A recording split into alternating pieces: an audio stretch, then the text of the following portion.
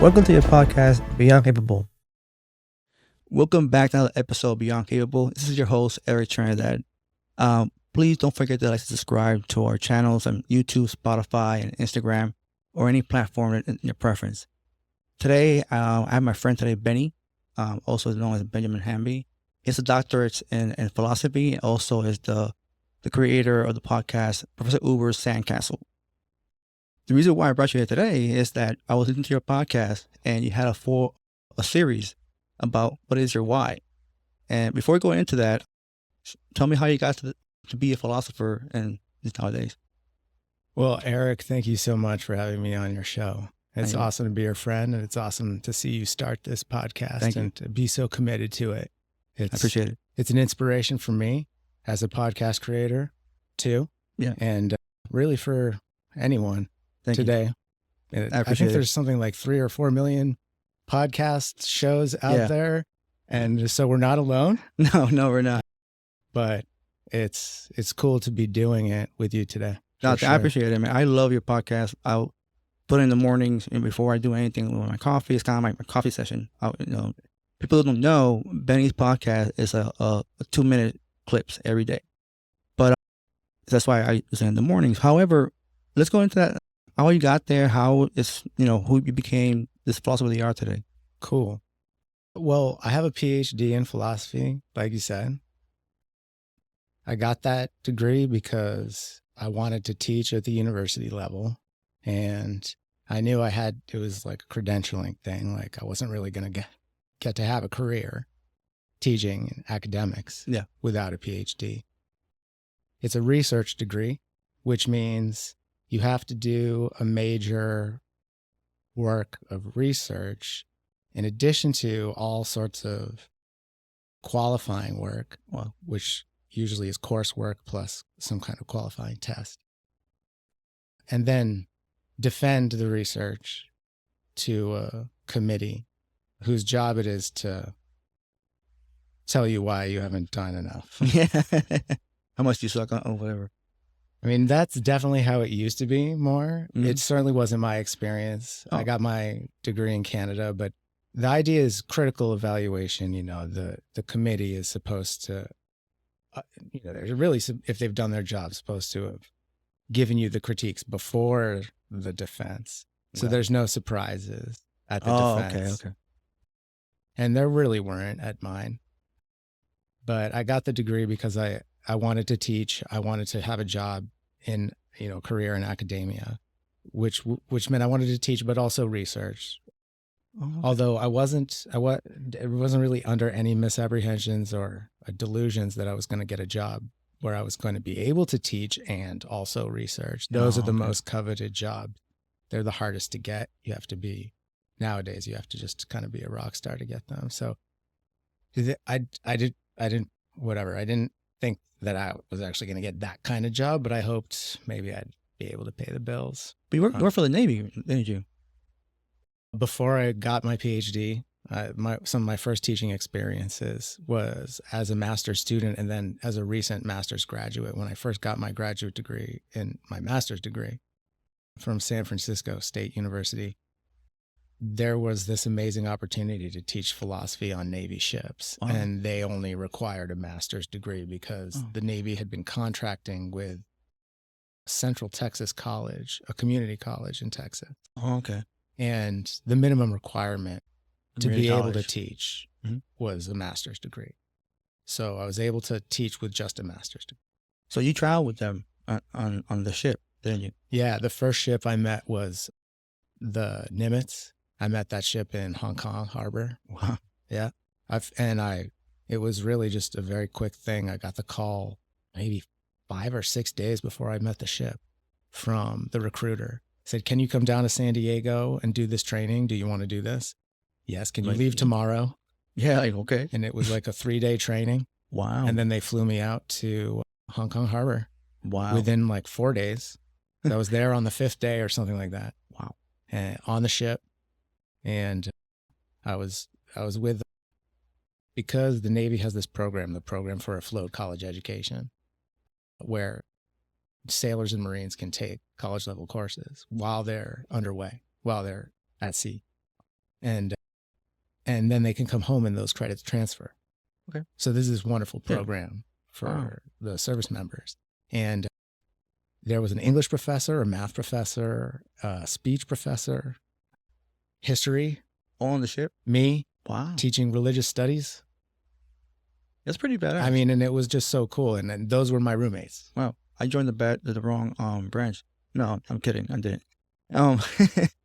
That's pretty interesting, man. That's a really cool job. Actually, when I met you, you at our academy, you had a hat with one of the ships. That's why it brought my attention.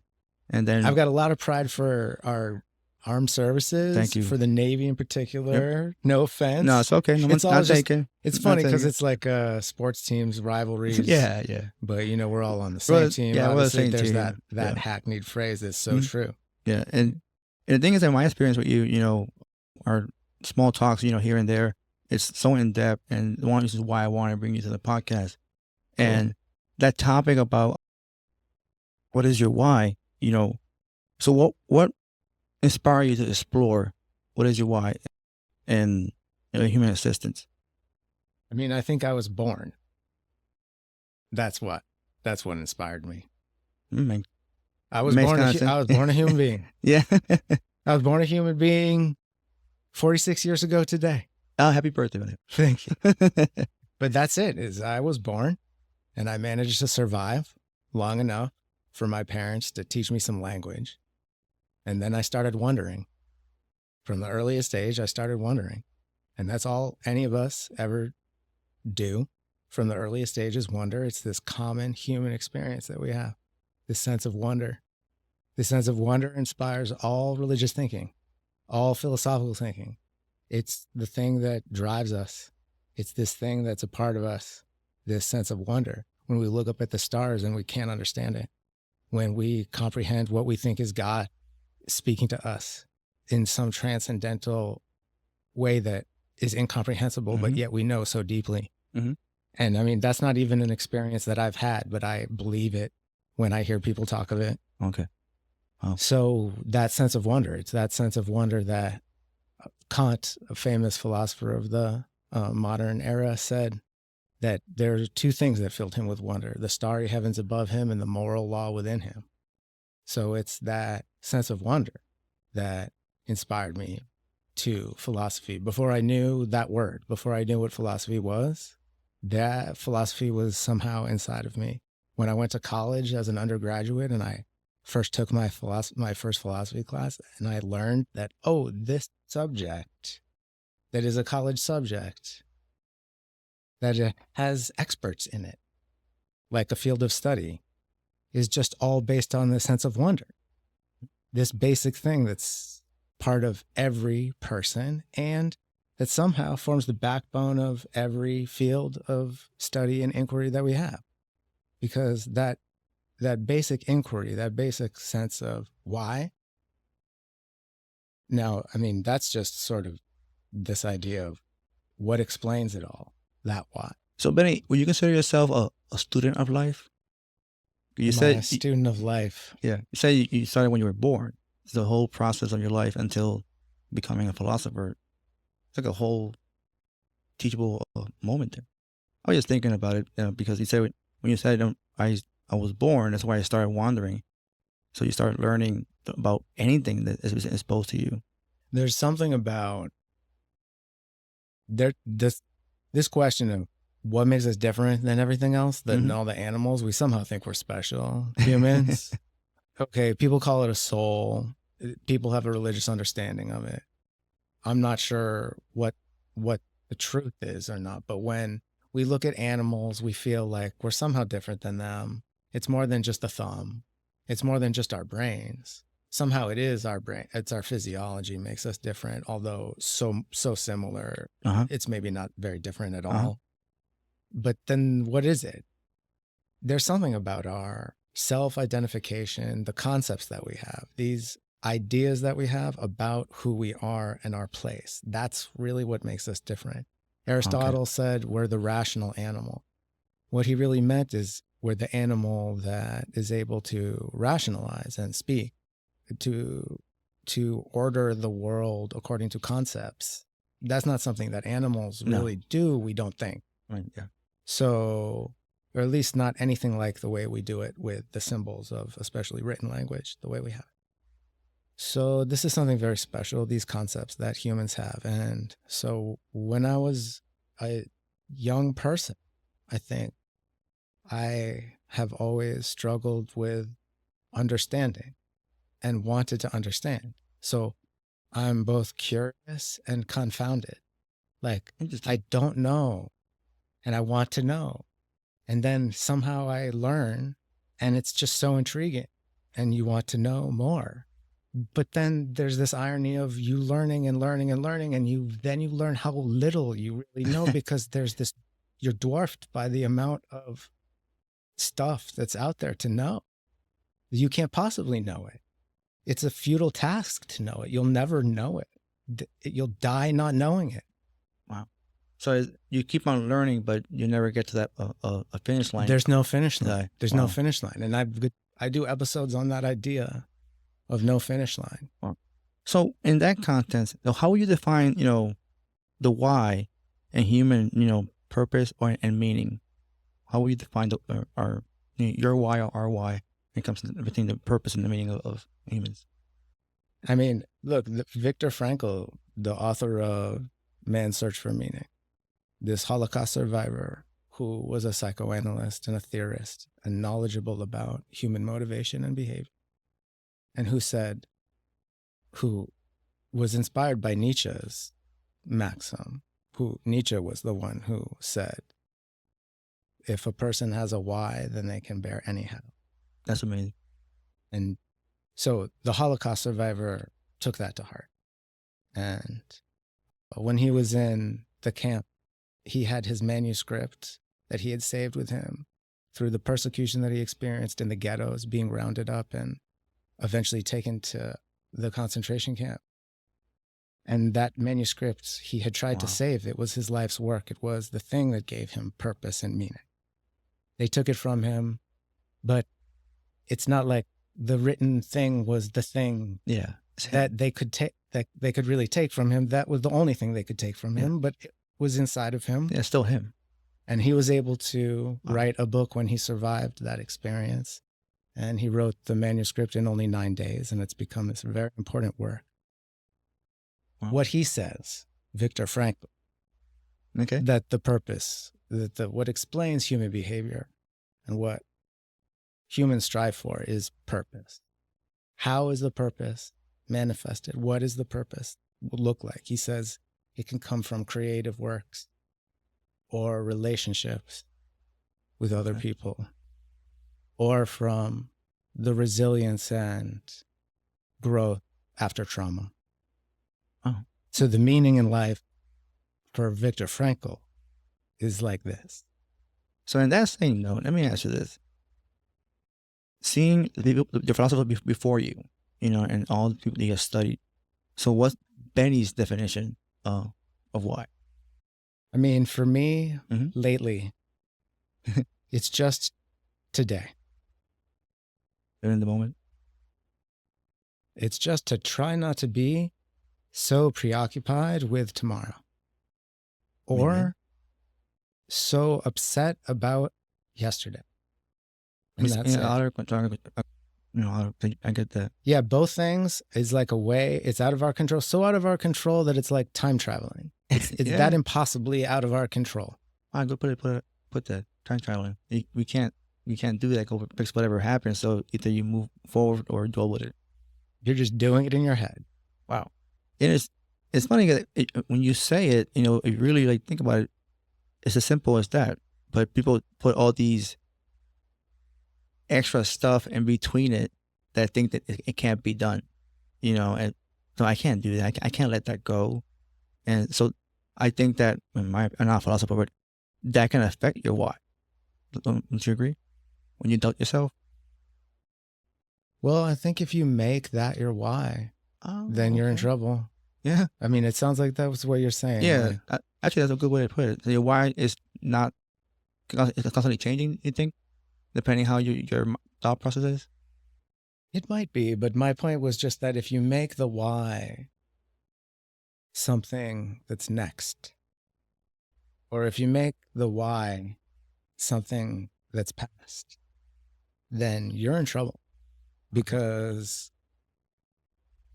just like time traveling, it's a fantasy.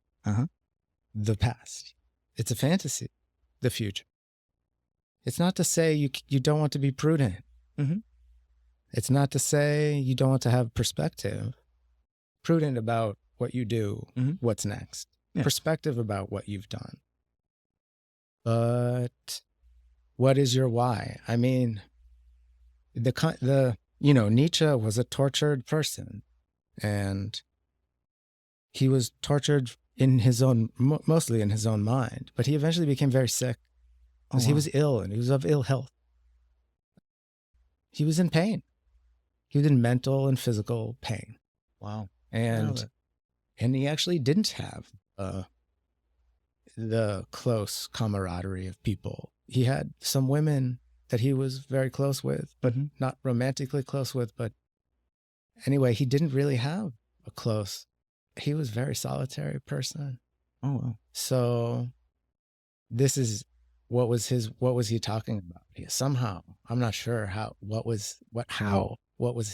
the how was that was so horrible for him, but he was not in good health, and he was an awkward fellow. I mean, who knows what he'd be diagnosed with today. I like you say that what the how was. That was really deep, because that can influence our why. Oh man. I mean, the thing is that Viktor Frankl, right? His how was somehow living through the horror of his daily life of the concentration camp that he managed to. But now he witnessed these people who managed to, but then somehow lost something inside of themselves. They were choosing to not behave like the human that they could be. They were choosing something else. They didn't have a purpose. They didn't see the purpose in being a human being anymore. And he saw people behave this way. Now, he had a purpose because he had his thesis inside of him that was taken from him, but could never be taken from him unless they killed him. They had to kill him to do it. And they didn't. And that's why he survived, because he had to write that thing. Somehow people survived that didn't have a purpose, but they were broken in a way. This is what he witnessed, So the how will sometimes break people. This is traumatic disorder, right? Wow. Whereas there's also growth. This is what Viktor Frankl is an example of, is the growth, the traumatic growth that happens after trauma that's possible. He created it's called logotherapy, Frankl? Logotherapy. Yeah. Is his thesis that if you can counsel people into seeing alternative perspectives of meaning for themselves, then it gives their lives a direction and a reason to be lived. Wow. In the face of awful things. One thing you mentioned while you were explaining about Frankl was that you used the word, when you said the word choice, you emphasize on that word. Because at the end of the time, it's your choice to decide either you move forward or you dwell on your how. So it's like, it's also always, I'm saying here, it's always your choice, don't you think? It is. And in my own life, I've had to learn this lesson in challenging ways. Not taking responsibility for choices and feeling like a victim is like this constant challenge that I have to remind myself that I have the power in almost every single case to choose what's next, and that it's no one else. We say that, you're just talking about it here, but it's really hard to do, we say it's simple, but it's, and it's really not. It goes back to, the willpower and your choice. And it's hard to have to do. When you talk about Frankl, I can't even imagine being in a situation that I can't start even imagine, and still come out and did all the great things that he did. It's amazing. The original title of that book was not Man's Search for Meaning. It was And Yet Choose Life. And it had a subtitle. and I'm not going to try and I'd butcher it. That's okay. And yet choose life. Go back to the choice. Right. I don't know, man, because I feel like I would not want to choose life. How so? In that situation, Oh, I don't want that life. Man, I don't want life without air conditioning. Yeah.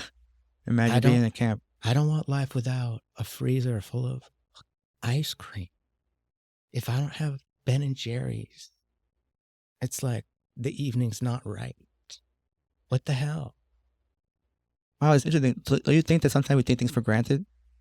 Take it for granted every day. I did my podcast today on anytime we go anywhere, it's with a car, usually. Yeah. Anytime we go anywhere, it's in a car.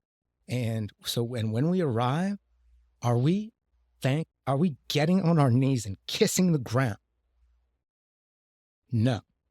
But maybe some of us are more grateful than others. I think I'm just challenged by it. Yeah. Because I feel like, I mean, whatever, gas is expensive. Not as expensive as not having it. But it's a good point because we compare the accidents, there are more car accidents than actually even plane crashes. Dude. Like driving is... I was so upset today in the Wendy's drive-thru. My daughter's, can we get Wendy's? Okay. It was like 10 minutes.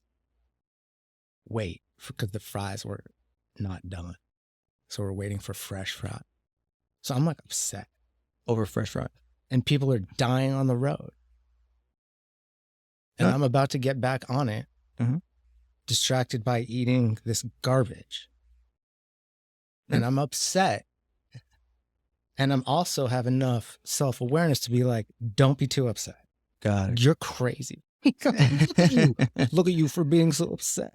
Then I feel a little guilty and I'm like, all right, I'm not so upset. I'm not upset enough to like ruin your day and stuff. Like swear at the guy who gives me my food. But I'm like, dude, what was taking so long? I'm like rude to him. Yeah, you're still upset. I'm like, what's up? Because he didn't tell me we're cooking the fries. He just made me wait. So I'm feeling like entitled to be told. I'll be upset too if you don't tell me what's going on. I'm just sitting there and waiting. I'm entitled to be told, but where's that entitlement getting me? Good point. Where's any of our entitlement getting us? Because that's the thing. We're all entitled to it all. Yes, sir. Even if we have good reason to be entitled to something, where does feeling entitled, how does that really help? Right. You know, and then acting entitled. Really, maybe it's feeling entitled, maybe is okay and maybe not so. But I see your point. But then acting entitled is like maybe a problem. Yeah, because, you know, you're right. We're, as people, we are entitled to certain things and whatever. But when you walk around having that sense that you are entitled and you deserve all these things, I think that's where things flip. Man, there's this guy in the town I live in, and he has displayed on his lawn prominently. Oh, he's changed signs, but up until recently, it was like months and months and months. It said, liberals not wanted in Florida. Now, whatever about the sentiment, it's not about the political sentiment. What I'm saying is like the sense of entitlement of, on his front lawn, he's going to have this. He's going to feel entitled to expressing his political opinion because he has a right to, like everyone has to express their opinion. You know, but it's kind of rude. It's a rude opinion. Yeah. It's, I mean, and I'm not evaluating whether you, whatever, other than it's like not polite. Like pretty obviously not polite. Yeah. And so you're entitled to do an impolite thing. You totally are entitled to do impolite things. But why would you want to be impolite? So I was a little impolite with the guy because I was like brusque with him. I'm like, what's up with it? And then I grabbed the bag from him. I mean, but I'm challenged by it too, man. But the patience and everything. Yeah, it goes back to, you know, it's sometimes we feel entitled. We wouldn't even notice it sometimes. It's because the way we were just raised, and also gratefully we live in a nation that we don't have much needs as other countries. Right. In comparison. We get to be. Yeah. We get to be so entitled. Man, we're so lucky to get to whatever. We were talking about that years ago, that people were during COVID went crazy over toilet paper when there were countries don't even know what that is. Right. You know, and everybody went on on panic mode because over toilet paper. What are we going to do if we don't have Right? And it is toilet paper? mind blowing. It's something like idiotic. It's like toilet paper. People just blowing the media over that and getting upset over toilet paper. I feel like as long as there's running water, we're cool with no Right? toilet paper. I mean, right? And if there's no running water and we really need toilet paper, we need a lot more than just toilet. Yeah. There's more things to the equation. So in any way, it's just kind of like paper. Yeah, no, and it goes back to like the entitlement. Entitlement. And it's unfortunately today, I want to ask you about that. Going back to the same subject, because social media today and because all the technology that we have today, do you think as a scholar yourself, how the why in society changes because of the fact of the environment they have? I mean, in a way, no. Okay. Because basic human needs don't change. God. Basic human needs don't change. What are those basic human needs? I mean, obviously, clothing, shelter, food, nutrition, those basic needs. Also, some kind of companionship and friendship and love and community. That is pretty necessary for humans. Humans don't live well without those things. Mm-hmm. So those are basic. Oh. So the why for most people, it's just the most basic thing. But now we live in a society that is problematic in all sorts of ways. And the people's whys are definitely one of the ways that our society is problematic. So now those whys maybe change, because it didn't used to be that Americans were so obsessed with more. It didn't used to be like that. Like enough was enough for Americans. At some point, it was like enough to just have whatever that was. It wasn't a lot. It wasn't a ton, Like we made do. For generations, Americans were okay with that. Yeah. Now, because life was a lot harder. Yeah.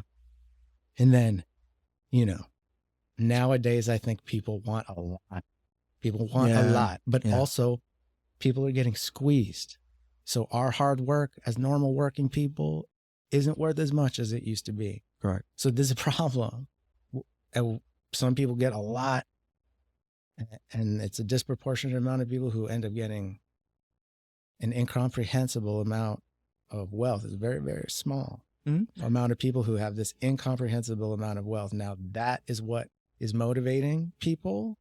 And correct. That seems new. Seems new. Yeah, and that same note is because, say, 20 years ago, let's go that far, we didn't have that exposure to that because social media wasn't in our lives yet.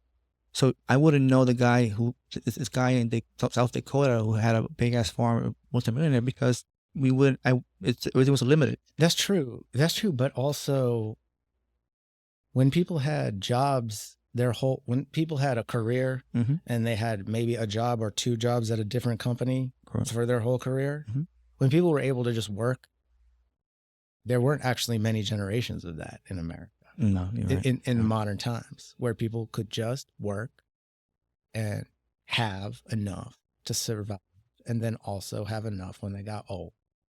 That was like a generation that worked out for Americans for maybe 2. Maybe it's going to be 3.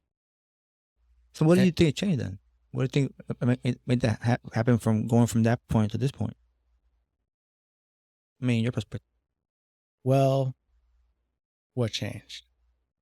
Globalism. Globalism changed. Meaning? Mega corporations changed.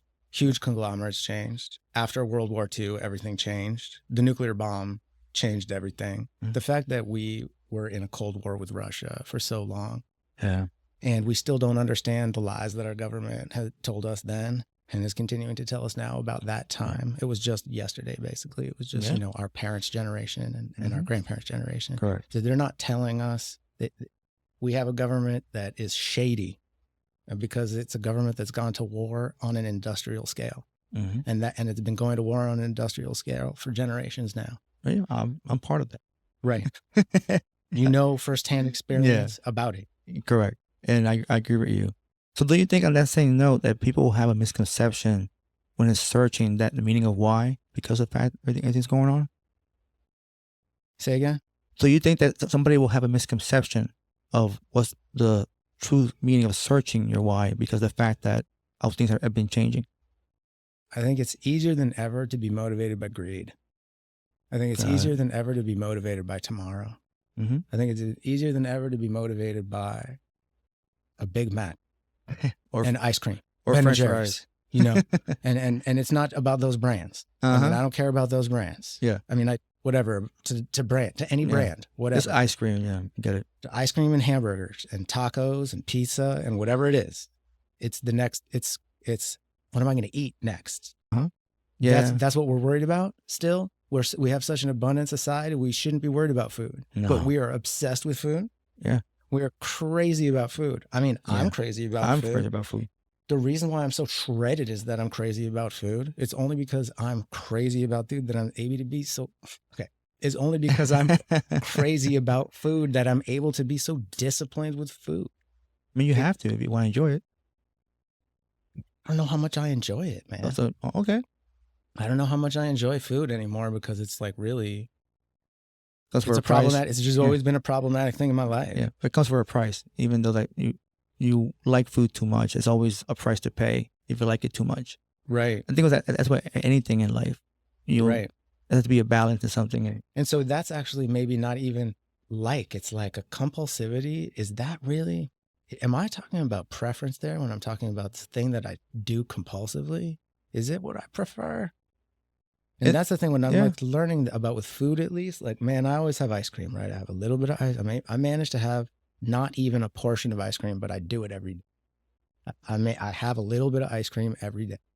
Nice. Well, I enjoy it, but actually how much, I mean, honestly, dude, at the end of the day, if it was gone, I guess I'd be able to live another day. And man, because I don't eat the whole thing and I'm not really getting it. Yeah. The experience is so short-lived. I see your point. Nothing, dude. Yeah, I see your point. So you can't savor it or watch a movie or whatever. Dude, I've got issues. Yeah, we all do. But I do. But I managed to not eat the whole pint, and I do enjoy it, and I'm glad I have it, and I try to always have it in the freezer. No, I understand. My daughter appreciates it, man. But I have to say, I give her small portions, and she always is hearing me talk about food. And I don't say no a lot to fun food choices, but I try to say them sparingly. You know, like today, Wendy's, I can't remember the last time we had Wendy's, maybe a couple months ago. So yeah, I don't know that you eating that kind of food. We don't. We really just don't a lot. But pizza maybe is different because we have local pizza spots. We like to get a slice. Yeah, I do love pizza myself. You know, we don't get a whole pie. Yeah. Anyway, I always like about food. It's this food is this necessary thing. We have to be nourished, and it tastes so good to chew. Yeah, I mean, it's chewing is instant gratification. You know, we live in a society that we want instant gratification, and food does that. You know, so a donut. That's it. Yeah, so it's those Oreo. Sorts of things, like in our society, for me, it's something like food, and for a lot of people, it's food. And then it's alcohol, and then it's drugs, and then it's sex, and it's, a swipe culture of the next partner. Yeah. Right. Of not really being interested in the right things if you're just interested in the next person. Yep. So like, what's the why? That's like part of what's the why. And, so I think that our priorities in the society are pretty messed up, but I think also it's not like a new thing. Okay. Actually, it's been going that route. The fact that I'm in a terrible place with debt. The average American's in a tremendous amount of debt. No, government's in debt. Our society collectively, yeah, we've collectively accrued a lot of debt with our government, but individually, we're in a tremendous amount of debt. Individual debt is very, very high. So people and now that's a thing from the 50s. Said that it wasn't happening before 50s, in the 60s. It was since our parents were growing up that shit started happening. And now, student debt is a real problem, but we've also encouraged people to go into student debt when they shouldn't have. So we have this really weird, ironic, so many ironies in our society. But you think about it, going back to the misconception or environment, you said the 50s. Before that, the Great Depression happened in the 30s. So our parents learned how like to save and be prepared for tomorrow because of the fact that experience. But then the more society went growing, we haven't experienced that again. So we don't appreciate those things of being prepared or just enjoying life because they worry about everything else. And like you said, society today, social media, swipe culture, all these things, we don't take a moment to like think about our lives in the moment because everything's like so fast paced. Yeah, I mean, I think there's a crisis of meaning in this country, and that's not an original idea. I mean, one of my professors in San Francisco State, Jacob Needleman, he wrote a book on it, Money and the Meaning of Life. And another book, I think, where his specific thesis is that we are suffering this crisis of meaning, that philosophy could save the day in that respect. Okay. Well, yeah, because I mean, just the fact that like this topic of conversation, where is it coming from? It's this person who's read all this stuff in philosophy. And he was like, yeah, Nietzsche said that. And then Viktor Frankl was inspired by that. And he made his meaning even in the concentration camp. And that's amazing. He survived. That's amazing. And then when can we be inspired by that even just a little? Well, then maybe we're going to try and think about where our priorities are with our careers or our family or what's next. What's next in our day, and whether it's giving us some kind of constriction in our chest, and whether there's an alternative story to tell that doesn't hurt ourselves so bad, because it's that simple. It's just kind of, I think Cesar Millan said, if you change your relationship with your dog, you can change the world. And now he's like obsessed with dogs, right? But like, it can be a butterfly effect of something that simple, where it's just kind of like you going through your day when you're challenged by things, as we all are through the day, whatever it is. Usually it's people and situations. Yeah. But oftentimes it's people. Yeah. It's like there's a why that's deeper for you to discover, other than this thing that's hanging you up.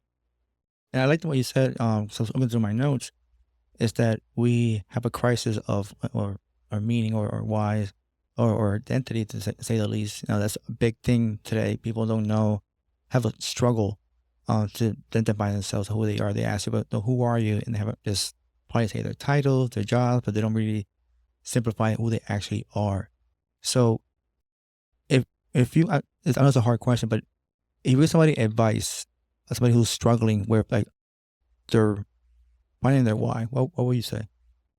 Well, I mean, man, there's so many inspirational thinkers out there. And when you hear wise people talk about it, when you expose yourself to people who have something to offer in this regard, then it's going to help. Even if it just gives you an idea, that even just an idea could help. So I would say expose yourself to ideas.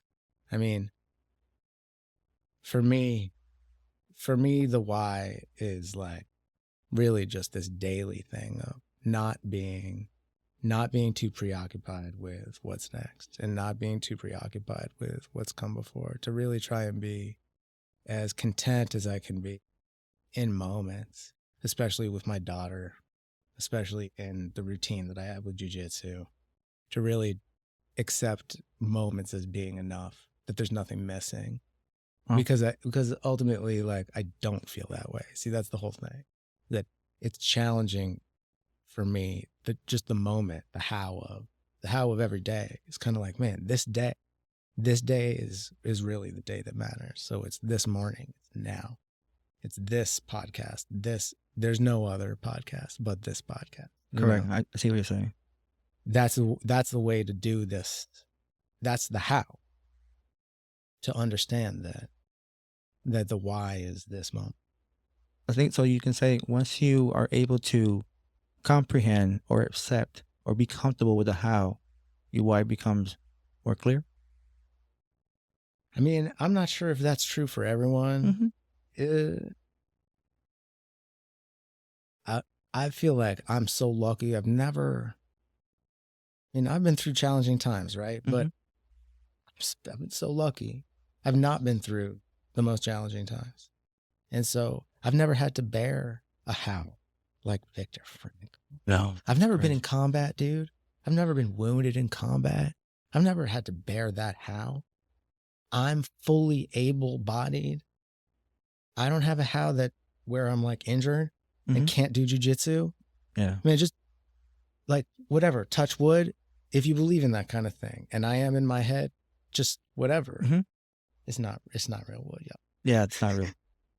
Whatever. It looks nice. It's cool. It doesn't matter. It's just superstition, but like it's the thought that counts, right? It's like I'm not trying to get injured, but if I were to be injured, man, I would be so challenged. How would I deal with being injured? Because then your how goes away. Well, no, then the how is this injury. Oh, it changes. Then this how is like, now I have to deal with what's my why to get me through this shit of this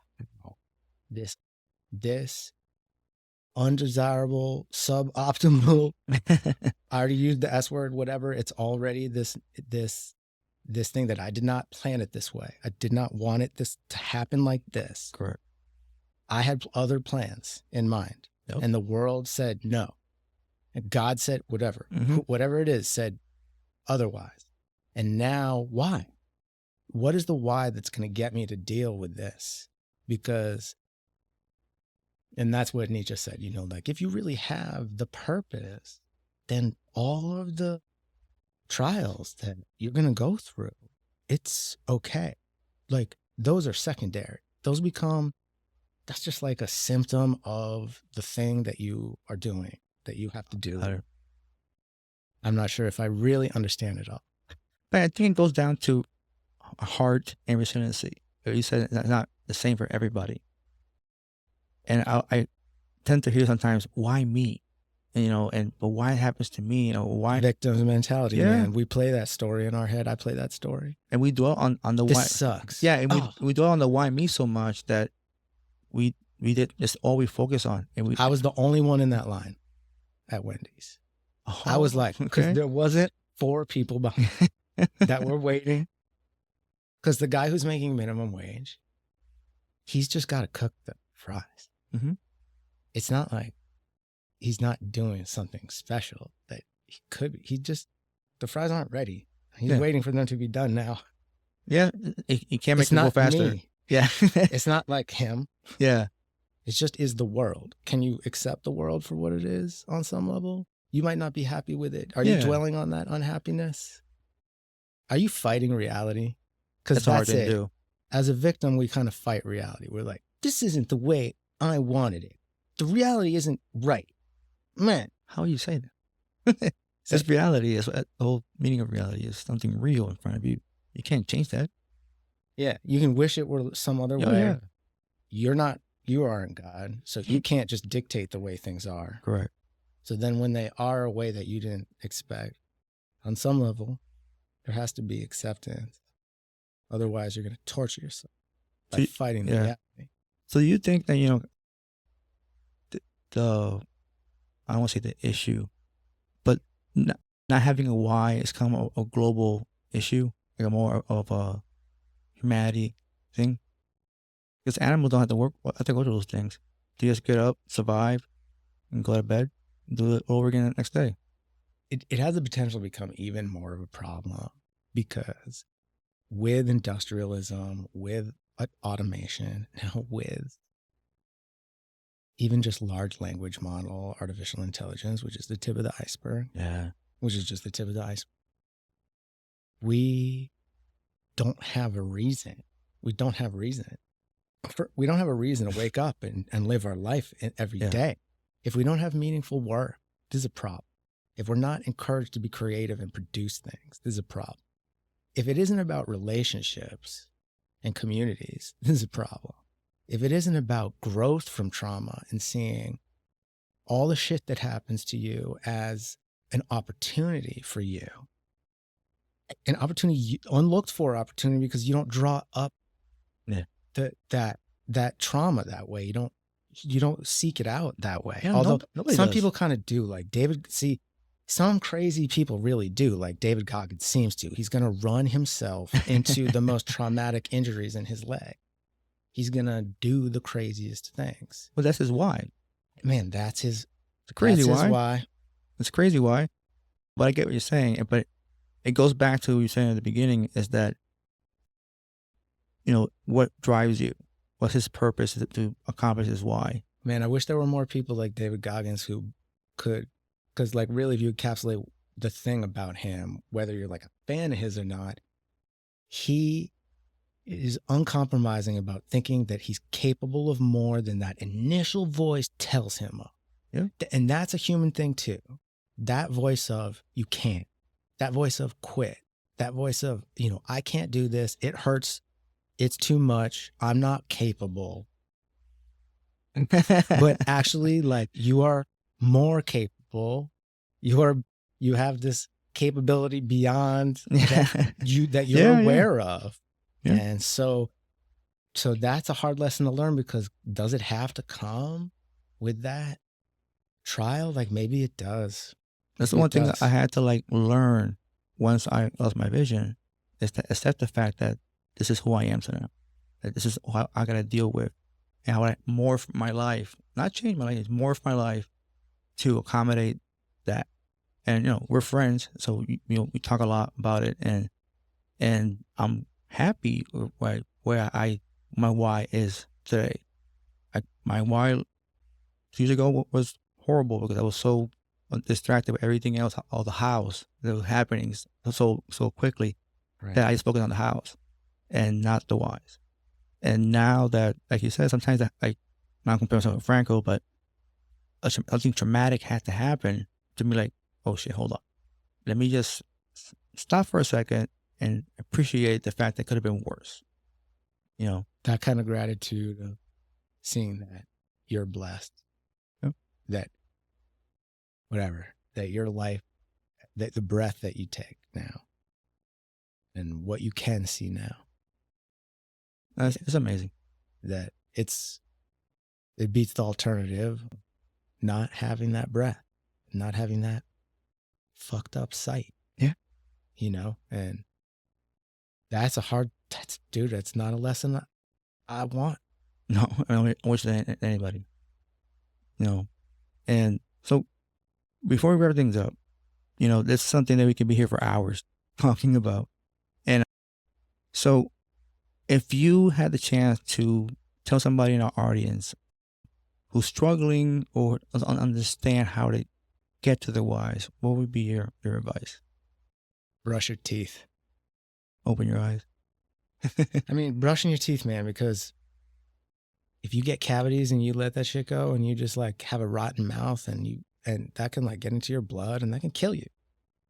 It just starts with like the most basic thing is the point, It starts with the most make your bed, brush your teeth, go for a walk, drink water first.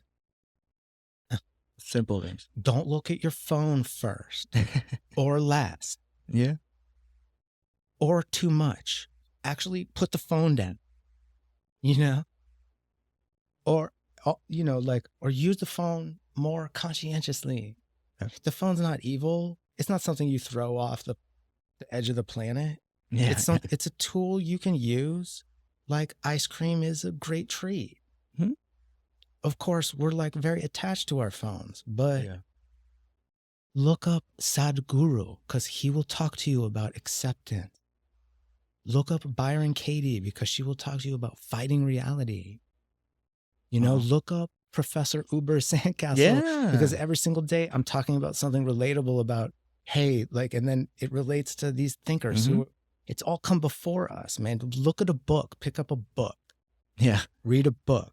Yeah. Oh, you could read a book on your phone too. That's cool. Or even hear it, Listen to it. Something. It's great. It's things are out there. There's knowledge and tools. Expose yourself to alternative perspectives. Don't think that you understand it all. No. Have some modesty and some humility in thinking that you understand, because the chances are you don't. No. You don't. You definitely don't. If you believe in God, you don't understand from that perspective, do you?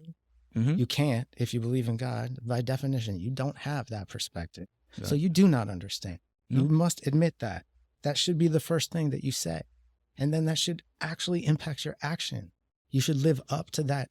If you're Christian, if you're Muslim, if you're a Jew, you should live up to that humility that you don't know. Mm-hmm. And you should read Socrates, read Plato, Socrates didn't write anything. It was all just Plato who wrote these dialogues where Socrates is just talking and asking questions. Oh. Ask questions. Stop answering so much. Ask questions, I'm answering. I Ask like more that. questions. So I'll give you a space to, you mentioned your podcast, and I think that's a great closing. But tell me about your podcast for the audience there that they can follow you, where you can find you. So Professor Uber Sandcastle on Patreon. It's a subscription platform, but the first 100 episodes are free. Yeah. It's 2 to 3 minutes. It's like the average is about 2.5 minutes. Yeah, like every day. We're on episode 246 today. I saw that. And the first 100 are free. I'll be releasing the second 100 bit by bit, I think, soon, just to give people more. Because really, I'm doing it. I'd love people to listen, and it's great to have people listen. Like I like it. Yeah. But I really am doing it for myself. Okay. It's so I can connect with this creative thing called the muse and somehow relate to that. That's somehow part of me, but not me. And it's as a writer, I've been a writer for a long time, but I wasn't writing for a long time after leaving my career behind. And so it's really good to be writing again, just a little bit every day. And so it'd be great for you to listen. Professor I Uber enjoy it. Sandcastle. So you're on Instagram, Patreon, and where else? You can find it on Instagram, but see, I'm trying to figure out how do I do videos because it's audio only. Mhm. People love videos. I haven't really figured out how I want to be doing videos. I had a kind of false start with videos. I'm leaving it all up. So yeah, I mean, I'm on Instagram and the social media, TikTok, Yeah. Instagram. What's the other one? Facebook. Mm-hmm. I'm on all of them, but what you want to do is go to Patreon or Spotify. Yeah, that's what I listen to. Spotify is like kind of the linked podcasting platform with Patreon. Okay. That you can find. So we'll go to Professor Uber's Spotify or Sandcastle. Patreon. Yeah. What conversation you want to see in the meeting, the Yeah. essence of your podcast. Yeah. Benny, thank you for today. It's My pleasure. I always enjoy talking to you. Awesome talking to you, dude. Yeah, it's one of the few people that I can talk for hours, and even though sometimes we have different opinions, but I enjoy hearing your opinions. And I think we're talking about one day it's close to the level of maturity of the person to be able to accept those things and still have a friendship. And Thank you. I feel the same about you, man. I feel the wish, same you. I wish that out today society will learn how to do that. There's so many differences that divides today.